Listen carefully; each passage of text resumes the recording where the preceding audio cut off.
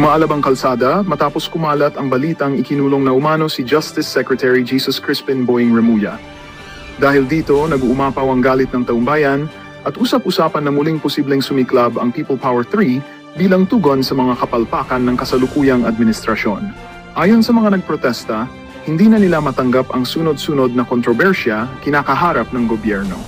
Ang pagkakaaresto umano kay Remulla ay nagbigay ng panibagong gatilyo upang ilabas ng publiko ang kanilang disgusto. Sa mga kalsada, makikita ang iba't ibang sektor, mga estudyante, manggagawa at ilang grupo mula sa simbahan na sabay-sabay humihiyaw ng panawagang pagbabago at hustisya. Habang patuloy na kumakalat ang balitang ito, nagbabadya ang mas malawak na kilos protesta na maaaring humantong sa isang makasaysayang People Power 3. Gayunpaman, wala pang kumpirmadong pahayag mula sa Malacanang hinggil sa sinasabing pagkakakulong ni Remulla. Sa ngayon, ang tanong na marami, tatahimik ba ang bayan o magsisimula naman ang isang makasaysayang pag-aaklas?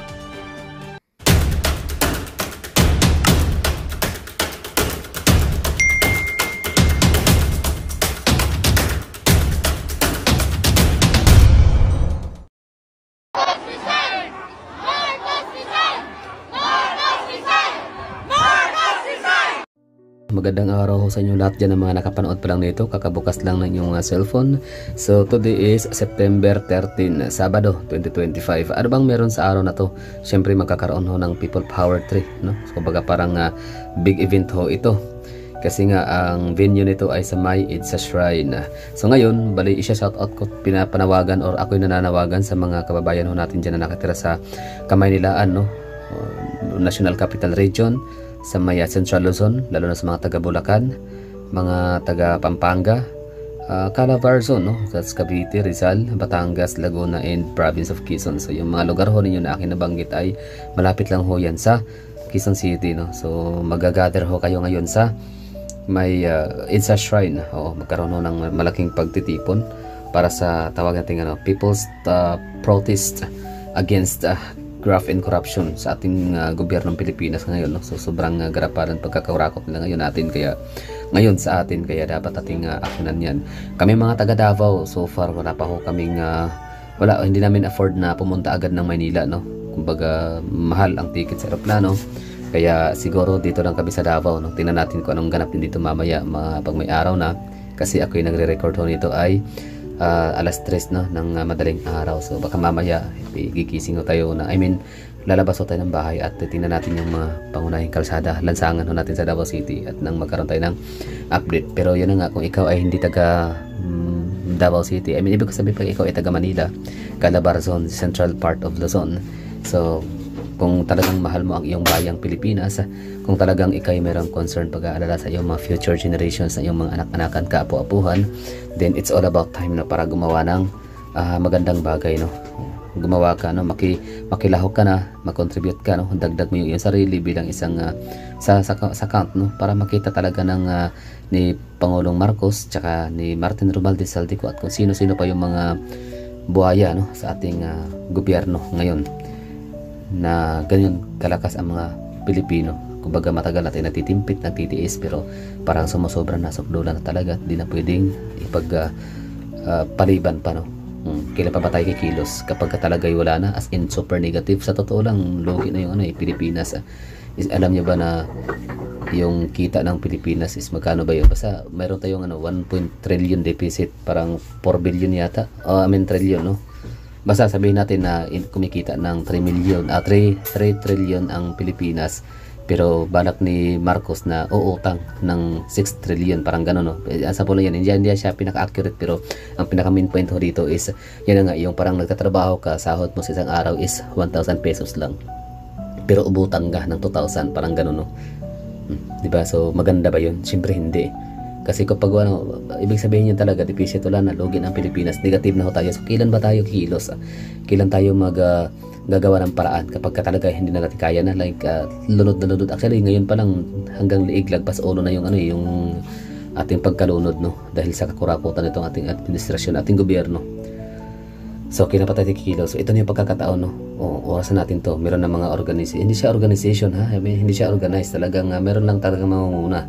Yan na nga, so nabanggit ko na, no? So si Jessica Soho ng GMA, Javit Singson, Mayor Magalong ng Baguio. Si Rico Behlica, yan po yung PACC or yung Presidential Anti-Crime and Corruption Agency na binuo yan ni Tatay Digong sa panahon niya para nga mag-imbestiga ng exclusive para sa mga may mga investigasyon no nagagawin o imbestigahan ang mga kurakot ng mga ahensya ng gobyerno, mayor, barangay captain, congressman, governor, lahat-lahat no ng mga nagtatrabaho, mga opisyado sa ating gobyerno. So, Rico Belhica. So, andyan ho siya. Pero yung PECC na yan, matagal niyang binuwag no. Pinaka first and foremost talagang ginawa ni BBM nung kanya pagka-assume ng office ay binuwag no, dinisolve, tinunaw, tinanggal ang PECC kasi nga alam nila na masasagasaan sila at ang kanyang mga cabinet secretaries, ang kanyang mga kaalyado, no? Ang kanyang mga trupa, mga buhaya. So, yun. Kaya tinanggal. Okay, so, sino pa ba ang mga sikat na mga personalidad? Attorney Vic Rodriguez.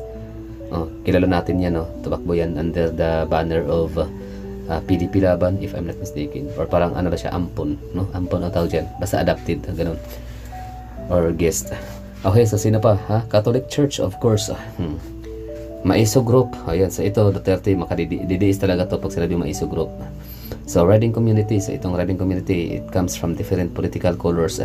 Elijah San Fernando. So, ito ay representative ng Kamanggagawa Party List. Hanga rin ako sa taong to.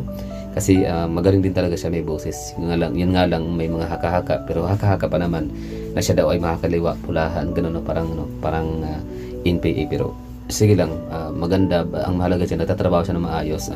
At isa rin to talaga sa nagko-call out ng mga kalokohan no, nila Martin Romualdez, BBM at mga kabinete nito.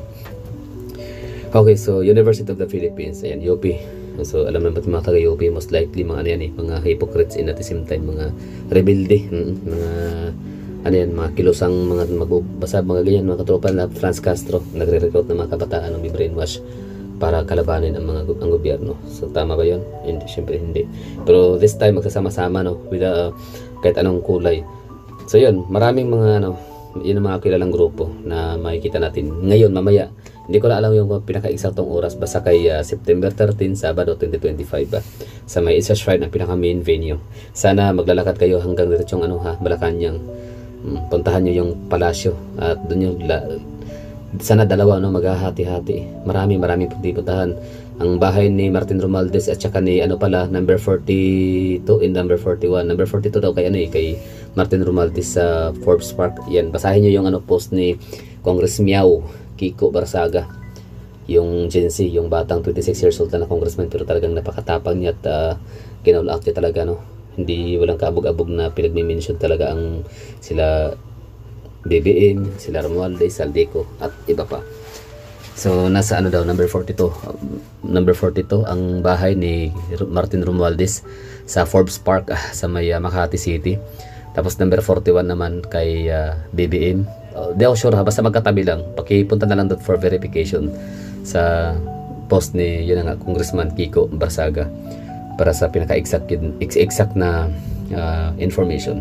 Basta magkatabi lang yung dalawang yan. Kaya pala sanggang dikit, hindi matanggal-tanggal ni BBM itong si kanyang pinsan, si Martin Romualdez, no? Kasi nga pala talaga sanggang dikit, no? So, ibig sabihin, may mga sekreto talaga yung mga yan. May mga kalokohan tong pinagagawa si BBM na may alam itong si Martin Romualdez. Kaya, kumbaga, hawak sa leeg ni Martin Romualdez itong si BBM, di ba? So, kaya ganyan na lang siya ka-powerful. Untouchable talaga. Tapos, yun. Tatlo, puntahan nyo, no? Punta kayo sa Malacanang, punta kayo sa Forbes Park kasi andyan nga lang mga bahay na ninirahan yung mga kurakot. Sino nga ba yung si Boss Henry po nagsabi may sa bahay? akin, staff nyo daw po si Beng Ramos. Paano malalaman ni Alcantara yan?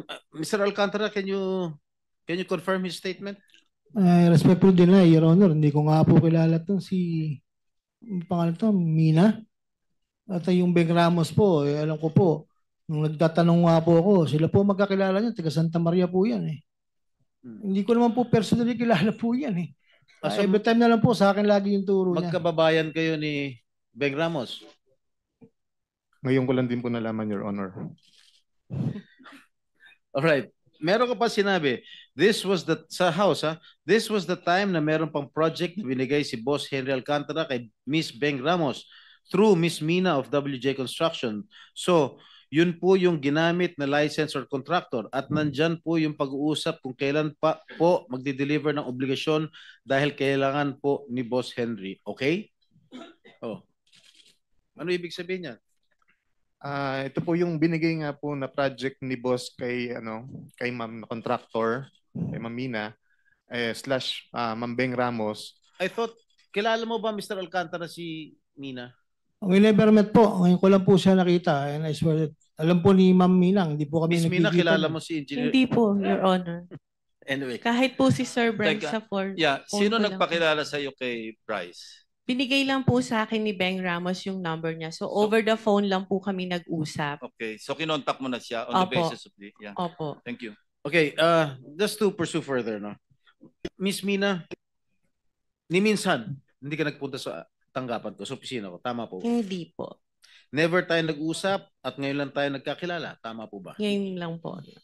Ipinatawag ka sa hearing na ito dahil nabanggit ang pangalan mo at yung WJ Construction sa testimony ni Bryce Hernandez sa Kongreso noong September 9. Tama po ba? Yes po, Your Honor. Okay. Ito pong text message na inilantad ni Bryce Hernandez doon sa House hearing. Okay? Natatanda mo ba itong text message na ito? Yes po, because I still have that in my Ikaw phone. ba nagpadala nito? Ako po. Ikaw? Ako po. Bakit Beng Ramos ang nakalagay doon? Pinanood ko nga po yung hearing ng congressional and it appeared po na to Bryce, ang ka-text niya po ay si Beng Ramos. So, bakit Beng Ramos ang nakalagay rito? Kasi po ang pakilala ni boss sa akin is Beng Ramos is staff niyo po, hindi naman po si Ma'am Mina. Si Beng Kaya- Ramos ang staff ko? Opo, yun po ang sabi niya sa akin. Sabi nino? Ni Boss Henry ko po. Paano niya malalaman? Hindi naman kami nag-uusap niya. Paano niya malalaman staff ko si Beng Ramos? How will he know? Hindi ko rin po alam. Yun lang po ang sinabi sa akin ni Boss Henry. Kaya po Alam mo, nagkaroon po kami ng connect ni Alam mo, Ma'am Beng Ramos tsaka si alam mo, Ma'am Mr. Mina. Bryce, masyado ka na nagsisinungaling eh. Anyway, so, ang pagkakaalam mo, sino nag-text sa'yo nito? Si Miss Mina o si Beng? Ayan po. Nakalagay po pala yung akala ko po, si Ma'am Beng Ramos. Pero si Ma'am Mina ng WJ Construction po. Okay. Ito, nangyari to December 10, 2022. Just for the record. Tama po ba?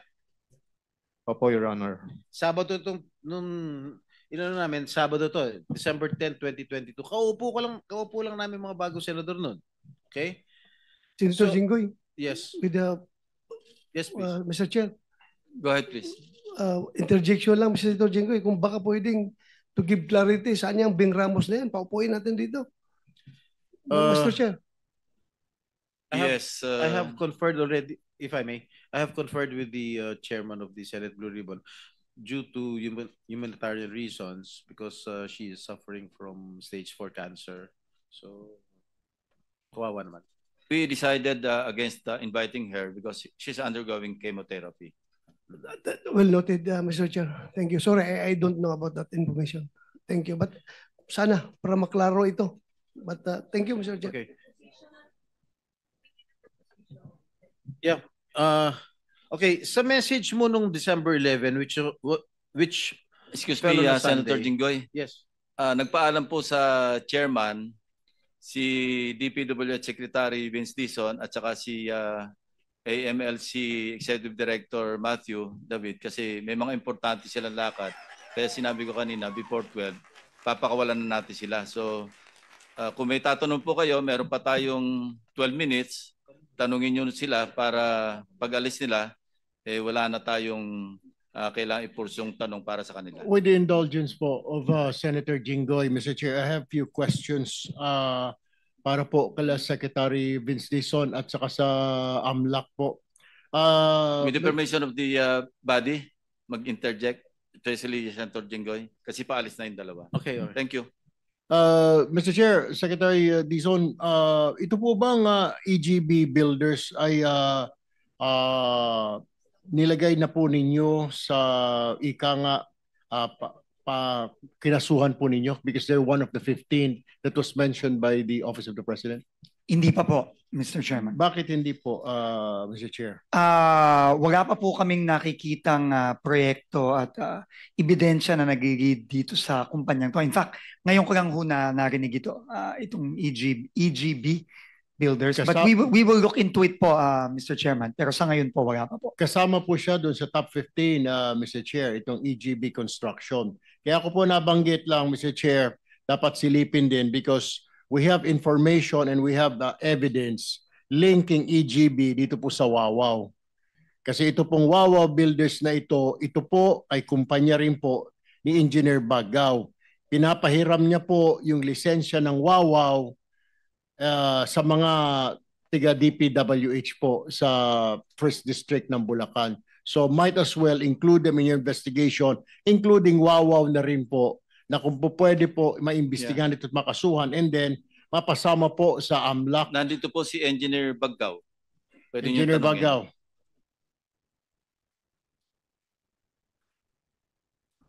Bagaw. Your Honor, if I may, allowed to manifest. Go ahead. It is painful to hear and even more painful to know that many quickly believe accusations that have no clear foundations. For the record, hindi po ako ang may-ari ng Wawaw Builders at wala po ako kahit anong koneksyon kay Mr. Mark Arevalo at sa kanyang business. Mahigit po 3 dekada or 35 years na po ang EGP Construction Corporation sa industriya ng construction. I have built this company through my own effort and endured many hardships just to keep my company standing. Hindi po naging madali ang daan. Mr. Chair, hindi ko kayo binigyan ng pagkakataon para magtalumpati. Ang tanong ko lamang kung kayo ba ay may-ari ng Wawaw kasi meron po kaming ebidensya. And make sure yung sinasabi mo na yung kumpanya mo malinis at walang sabit, siguraduhin mo sa susunod na pagdinig dahil pag napatunayan po namin na sa iyo po yung Wawaw na yan, baka ikaw po ay maisama din po sa makokontem po na komite na ito. Do you own Wawaw Builders? With all due respect to the Honorable Committee, I firmly deny this allegation. Wala po akong ownership or kahit anong affiliation sa Wawaw. All right, my next question, last question for you. Ikaw po ba ay miyembro ng PICAB, yung nagbibigay po ng lisensya sa mga contractor? Are you a member of PICAB or board member of PICAB? Sa ngayon po, resigned na po ako. No, before. Before, yes, sir. How Yes, many Your years you've been a member of PICAB? I was appointed by then President Duterte and then I was reappointed by President Bongbong. Ilang taon po kayong sa PICAB? 3 years kay President Duterte and I serve as on holdover capacity ng 1 year kay... Pero tama po ba na ang PICAB po ang nagbibigay ng mga lisensya po sa mga kontraktor? Tama po ba ito? Tama po, Your Honor. Okay. Teka, Senator Erwin, ang inalaw ko lang, tanong doon sa dalawang aalis. Opo. So baka pwede I'm sorry, Mr. Chair. Kaya nga po, bubugin. yeah, what I'm saying is kanina nga po, baka pwede pong request po natin sa DPWH na tignan po ito, isama na rin po kasi nasa top 15 po itong Bagaw Builders at meron din po silang poor unsatisfactory report mula po sa GPBB, mula po sa SIAP. So kailangan din siguro mapasama sa kasuhan ito, kasama po yung Wawaw and then doon po sa Anti-Money Laundering Council, baka pwede na rin po i-freeze sa mga assets nito, Mr. Chair. Mr. Chairman, unang-una po maraming salamat po sa bagong information na ito. Kung mamarapati niyo po, hihingiin ko po yung mga information sa opisina ni Senator Erwin Tulfo at makakaasa po kayo na once we receive this, uumpisahan na rin po namin ang investigasyon dito. Maraming salamat po. Interjection, Mr. Chair, with the for AMLAC. Meron pang question sa AMLAC, si Senator Erwin. Mr. Chair, for the 2 construction companies that you mentioned, you can confirm that we are also investigating them for purposes of filing the necessary cases regarding these flood control projects, Mr. Chair. You're referring to EGB and EJB Wawaw. and Wawaw Thank you. Construction, Mr. Chair. Senator Bam Aquino. Yeah, With the permission of Senator Estrada. One item for Secretary Dizon. So nire-research po namin yung Philippine Competition Act, and the PCC can file based on an administrative complaint, no, fines on those engaged in bid rigging at a fine of 100 to 250 million per instance. Kung 600 po yung kontrata natin, that's 600 times 100 million or 250 million, aabot ka ng 150 billion pesos in fines. And you only need substantial evidence, not evidence beyond a reasonable doubt, because this is administrative. So I suggest po that the executive talk to the Philippine Competition Commission, simulan nila yung kanilang motu proprio investigation at piyansahan na po natin yung mga contractor na may mga ghost project para ma-recover po natin yung pera. Mr. Secretary. Maraming salamat po dito sa bagong information na ito at tayo po ay immediately po makikipag-usap kay Chairman Mike Aguinaldo ng PCC at sa kanyang team para po maumpisahan natin kaagad to. Maraming salamat po sa suggestion. Secretary, the admission na may binabayad upon award, na may SOP upon award is already an evidence of bid rigging. So nandito na po lahat ng mga kailangan po na ebidensya dito po sa ating komite. Maraming salamat po at gagawin po natin to agad-agad. Thank you very much. Very quickly, Mr. President. Mr. Chairman. Yes, Senator Pangilinan. Yes, as long as you will address your questions to the two gentlemen. To Secretary Dizon, just a manifestation very quickly. And if you compare with the PCC, just for your information, the PCC actually imposed a huge fine of about 2.4 billion pesos last September 2024. But this refers to another group of companies, itong Onion Cartel. Yun nga lang, isang taon na, hindi pa rin nababayaran yung multa.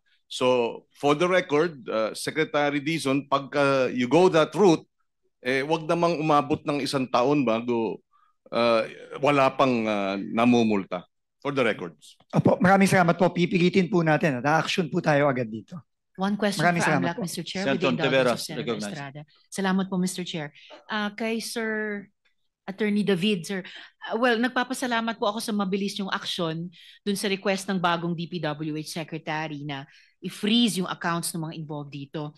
Ang tanong ko po ay, may reports na po ba kayong nakuha dati na pwedeng may kinalaman sa suhulan? Kasi imposible naman pong di yan i-withdraw ng contractors o hindi deposit ng mga nilagyan. No? So meron na po bang reports at pwede nyo po bang i-submit yung mga reports na yon sa komite? Mr. Chair, we confirm that we have already received several reports from the banks and financial institutions and other covered persons regarding transactions that probably are involved in corruption activities, Mr. Chair. And this became one of the basis for the filing of we can confirm that we filed a petition for freeze order with Court of Appeals, and the Court of Appeals issued that freeze order recently. And we submit also, Mr. Chair, that we will make the appropriate submission to the office of the Senator Ontiveros regarding this matter, Mr. Chair. To the whole committee, sir, please, through the chair. Yes, Mr. Chair. Thank Salamat, you very much, Mr. Chairman. Chair. Yes, Mr. Chair, ako naman. And then Senator Rafi. Never pa ako nakapag-interject. I've been quiet all along. After Senator By the way, Gatchalian, Mr. Chair, 1 o'clock meron pa rin akong committee hearing sa public service. With indulgence. Okay, sige, Senator Rafi. Thank you, Mr. Chair. Thank you, Senator Wayne. Kay Secretary Vince Dizon, yung po mga na-recover ninyong amounts from the contractors with ghost projects, yung sa liquidated damages sa performance bond, saan po napupunta yung amount na yun? And how much so far has been collected? Unang-una po, nagsisimula pa lang po tayong i-call yung mga iba't ibang bonds, insurance, warranties, dito sa mga kontratang ito. As of now po, wala pa po tayong nakukuha. May proseso po ito base sa ating mga regulasyon. Pero inumpisa na po namin ito, no, dito sa ating bagong team na pumasok. At mag-report po tayo once na nagawa na po ito at meron na po tayong mga final na mga i-recover nating bonds, insurance insurance at mga warranties. I-report po natin to agad-agad. Okay, Mr. Chairman. yung mga marirecover na pera, saan pumapunta yun? Balik sa Kabanambayan, National Treasury, o Opo. doon sa project? Babalik po yan sa Kabanambayan, sa DPWH, at makikipag-usap po tayo sa ating Department of Finance at National Treasury kung paano po ang magiging treatment po nito. At kami po ay isasuggest po natin na dapat po immediately po gamitin po ito sa pagpapasaayos nitong mga either ghost o substandard project. Pero hindi pa po natin alam kung ano ang magiging proseso dito at kung ano po ang magiging final decision po ng ating National Treasury kapag ito po ay naibalik. Thank you, Mr. Chair. That's all for now. Senator Mr. Chairman, just a few questions to AMLAC. Kay Edie David, sino-sino yung mga na-file na kaso? Sino-sinong individual and corporations? Mr. Chair, I cannot indicate po individually, but I can state that this involves contractors and all the other public officials from the DPWH. How come you cannot state it for the record?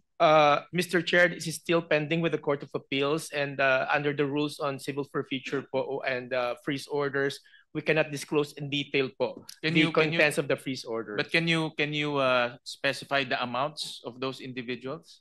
The amounts of from the bank accounts, we have to wait from the bank returns that will be coming from our covered persons, and then we will total po the remaining amount that are present right now in the bank accounts and insurance policies of the respondents. When will that happen?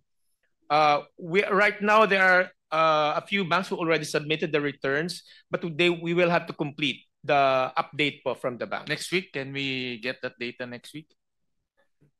We will see po. We will be follow-upping from the covered persons po to and then submit can the you returns. disclose that through an executive session?